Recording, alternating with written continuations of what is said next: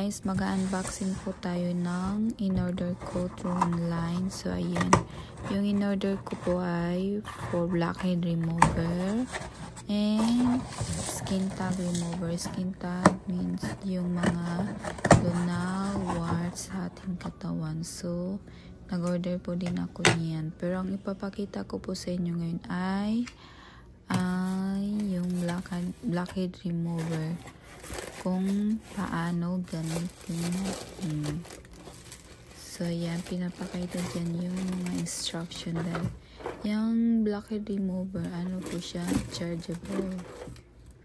So yan, pag nag-lowbat siya, i-charge lang natin. So yan, kaya save na din yan sa baterya. Hindi na natin kailangan bumili ng battery. Ang kailangan lang dyan ay i-charge lang siya. So yan naman yung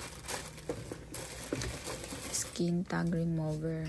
So yan, pinapakita din yung instruction, yung guide kung paano gamitin. Pero hindi ko papakita sa inyo ngayon kung paano gamitin dahil ang papakita ko sa inyo ngayon ay yung blackhead remover. So yung instruction ng blackhead removers.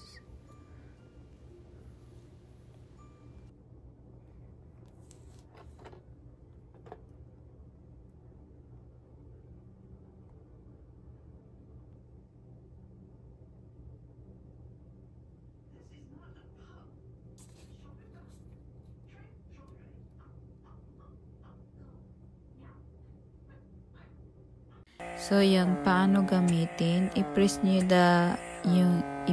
on button and hold it till the device turn on. Then press the button again to select kung anong level ang gusto nyo kasi may level yan, level 1, level 2, level 3. So yung level 3, ano siya, suitable siya for oily skin with obvious blackheads. So yung level 2, suitable siya for neutral skin without obvious blackheads. So yung unang level, suitable siya for sensitive skin. So kung mag-apply kayo, mag-start sa mukha with the lowest suction strength and work your way up. So keep the device constantly moving. Do not stay in one spot for longer than 3 seconds. At i-avoid nyo ang red marks. So maganda rin to para sa magandang results. Recommend na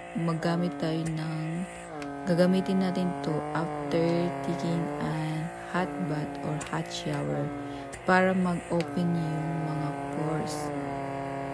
So ganyan, maganda siya. So makikita niya yung test different combination ng suction head and suction level to find the combination that is the best for you.